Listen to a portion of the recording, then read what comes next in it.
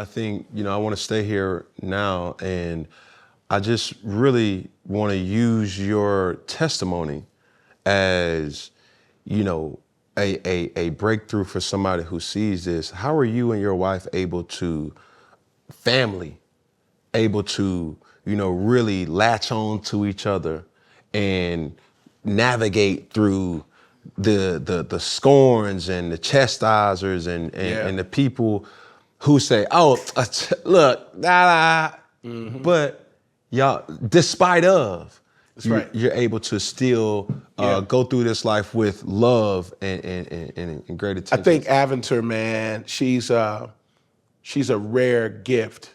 She's the most brilliant young lady, man. She's got an entrepreneurial mind, but she's got a nurturer's heart. Mm-hmm. So she's always caring about the kids. And even with all the hell we went through, she was still concerned about me. Like, I know we need counseling. She's like, but you need counseling. Mm-hmm. And she could have left at any moment. Nobody would have said nothing. They, I know that's right, girl. I would have left him too, honey. All them people talking would have wanted to switch. They would have wanted to switch places. They ain't got nobody. Don't got nobody. Yeah, so that's why I don't put a bunch of credit on the noise of the crowd, because they're not in my house. They're not paying my bills. My wife and I made a choice to stay together, to build our family. That's our choice, and that's our pleasure. We building that. And what I realized is that she came in pre-wired to build. I'm a red line guy where unless it's on fire, that's when I address it. Mm-hmm. She wants order and structure. Preventative measures. She wants 6 months in advance. Like, where we gonna be on Tuesday, February 19th? And I'm like, I don't even know what I'm gonna eat in 12 minutes. Yeah. You know what I'm saying? And so what we decided is that no one outside of our house is gonna define who we are, how we choose to love one another, or how we choose to build. Right. That's our business. I'm not in nobody else's house. And while everybody wants to throw rocks at my house, you might want to check the foundation of yours. Right. You see what I'm saying? Because I've never judged anybody based on anything that they've done or walked through. So I don't reap in that area, because I've always sown protection. Correct. Discretion. I cover people. Yes, sir. But for me and my wife, we're going to continue to build our family how we see fit. Yes, sir. We're going to continue to walk out our process with love, trusted friends, counselors, and then we're going to share that information at the right time with people that we think we can help. I think, right now, I always use the quote that my mom says. She says, the difference between, relationships nowadays and old school relationships is the old school relationships was looking for every reason to stay. Nowadays, people are looking for every reason to leave. Yeah. And that's an issue, because nobody has walked this God-green earth that is not flawed. Come on, man. And let's bring a microscope even closer.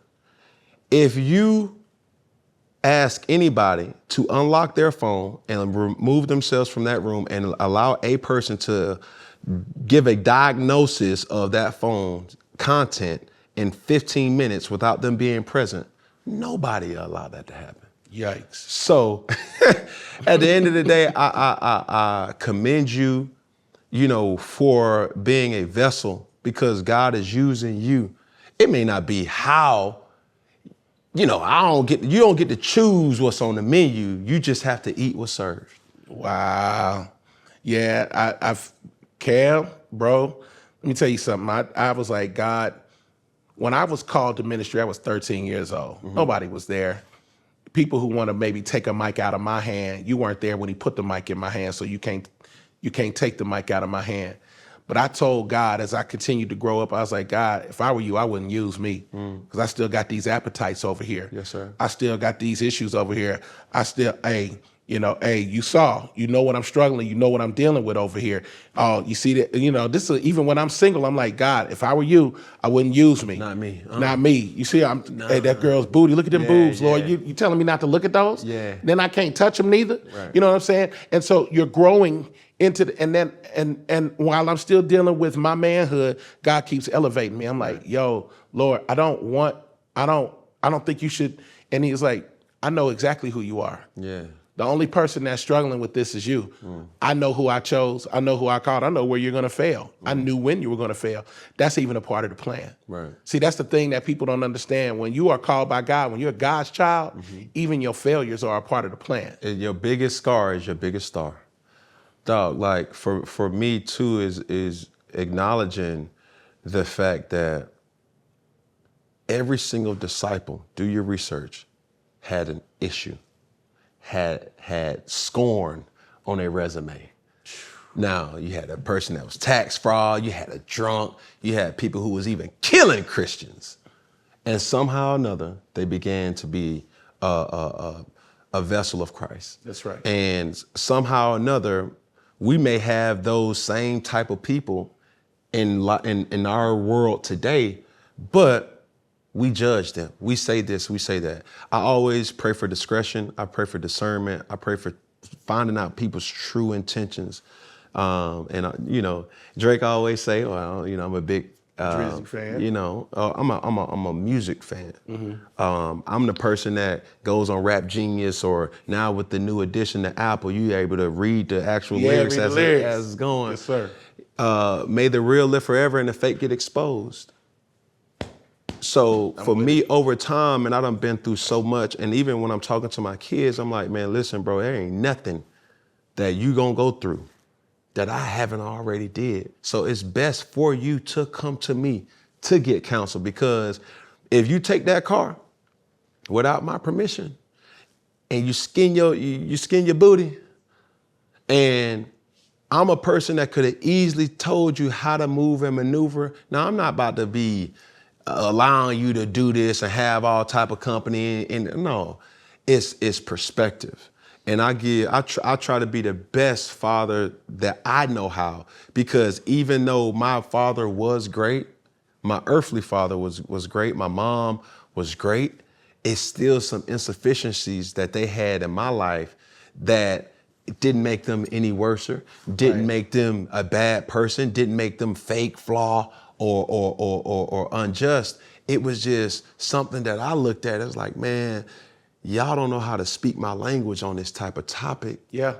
And it can make it seem like you ain't never been in Magic City. You feel me? Like, you don't know. Pepper wings are amazing. You know what I mean? You gotta try them. Like, bro, I feel like, having that discussion with my dad, man, we was, battering rams. And if it was up to me at my 8-year-old self, I'll be married, have the white picket fence and all this and that and the third, but that's not how we live. Real situations happen in life. That's right. Of course, we don't see ourselves ever getting into an accident or a flat tire or, the lights go off, but those things happen. That's right. Then what you supposed to do? So for me, as I'm going through my life and I'm realizing, I'm like, man, this ain't for me. And the hardest thing too, especially for people who are of influence or so many people look towards as a role model and things like that, oftentimes we don't have people to go to. No. And it's a source of abandonment. You feel alone. And it's like, I'm looking at all this money. Who can I go to that can relate to having access to all that? Nobody. With that money is so much power. That's right. And it's not for me to just say and brag and be like, oh man, I got so much, I got this and I got that. It's really like, man, I bleed just like you, bro. I hurt just like you. I got even the most strong physical people, they may be the most sensitive. Yeah. And how do we go to get recharged to say, all right, bro, let's come back. And, my girl now, it's like, dog, she says, my love is a superpower. I'm gonna love you back to health. Wow. And I saw that in my mom, you feel me? And in a world full of lust and temptation and all this and that, I ain't perfect. And I'll be the first person to tell anybody who followed my career, it's like, bro, I want you to see mistakes. I want you to see me, fall down. But one thing about me, I'm gonna get back up and I'm gonna use that as a testimony to be able to make sure that you don't do that. Now, granted, I could tell my son Chosen, tell my son Jaden, hey, listen, y'all touch that stove, it's gonna scald you and it's gonna burn you.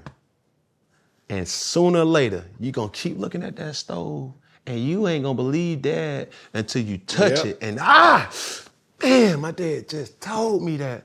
So throughout it all, man, I commend you for being strong. And you don't know me. And even when I seen you at the Hawks game, I was like, man, he my type of dude, bro. It was the energy. I believe the energy. And just how you was going about it, I was like, bro, I like that. I like that. Man. I feel like God brings kindred spirits together. And you said something that was very powerful. I hope that your viewers and your listeners catch it. You said, who do I talk to that has access to all this, who's in my circle that I can talk to? What you were saying is, where do leaders go to bleed? Because shepherds cannot bleed around the sheep that they're called to lead. Shepherds have to talk to other shepherds. Right. Eagles have to bleed around other eagles. Yes, sir. If you're an eagle, you can't bleed around chickens because they'll think it's weakness. Correct. And for me, because of what I do, in a large part on the pastoral side, people think that, that I don't need encouragement, that I don't need words of life. It's not true. My whole life is devoted to speaking life to other people. Of course I get tired. Of course I have issues. But the problem was I didn't feel safe enough to have those conversations because I knew that where I was in this landscape of, whatever Christian hierarchy, I was at this high place, and you can't talk to anybody about your issues unless they up there. Correct. But I really didn't have a lot of people up there to talk to because I ain't rock with them either. Yeah. I'm not really a church boy. I love God, but I'm not for the church. I'm for the streets. Correct. Like my family from the projects, like my aunts and uncles, my cousins, you know what I'm saying? What I grew up around wasn't just, all flowers and roses. Even with my mom, we lived in a 2-bedroom apartment, no air conditioning, 1 bathroom, and I thought it was the freaking Four Seasons. The cathedral. You see what I'm saying? Taj Mahal. But what I realized is as you grow, if you don't find safe places to bleed, you're gonna internalize that stuff. It's gonna poison you. Yeah. And for me, I'm where you are, Lord. Surround me with the genuine people and expose the fakers. And that's in every area of life. The reason why I still have a microphone, the reason why God keeps using me is because he knows my heart. I'm big on heart, and so is God. God always checks heart. That goes back to David, a man after God's own heart. He done killed this man, slept with his wife, got her pregnant. 3 of his kids died. Absalom, Tamar got raped by the other son. He died. Issue. You see what I'm saying? In his household. In his house. And he never stopped worshiping God. He stayed humble, and he continued to be available to God. It's not about perfection. It's about availability. God, I blew it. But if you can use me, please do. That's what you're doing here. You've shared multiple times in this conversation, I want people to learn from my mistakes. Do you know how powerful it is as someone in your position who has power and has influence and has resources is confident enough and comfortable enough to say, I didn't do everything right. And where I blew it, you can do better. That's where I'm at in my life right now. Yes, sir. I don't want people to repeat those mistakes. I want people to get free. And truthfully, sometimes church is not the place where freedom is introduced. Sometimes there's more bondage there than freedom. Right. That's why our church don't fit, because we fight for everybody. Right. I don't care who you are. And we got same gender loving couples go to our church, and they're like, "Will you pray for our baby?" I'm like, "Of course I'm gonna pray for the baby. What are you talking about?" With the other church, they wouldn't pray for our baby. Like, how does that even sound? Yeah, like I couldn't even understand that. And I'm like, I know they ain't got no problem with you and your wife when a lot of the gospel music that they singing in these choirs was written by gay people. But let's keep it above. If that same gay couple, right, will they take their money? No comment. Exactly. Will they take your tithe? Come on, pray for your baby? Come on now. Yeah. So man, look, we can stay here all day, but we not. You know what I'm saying? What's up, family? It's John Gray. You gotta be locked in on Funky Fridays this Friday. I'm with my boy Cam Boogie. It's the Boogie Man. It's the Boogie Meister. You need to come here. We're gonna talk all things manhood, relationship, religion, love, and a lot more. You wanna be there. You wanna know more about me? Holla at me at releaseyourroarlive.com. Boy, he did this before. But that's tough. One take Drake out of here, man.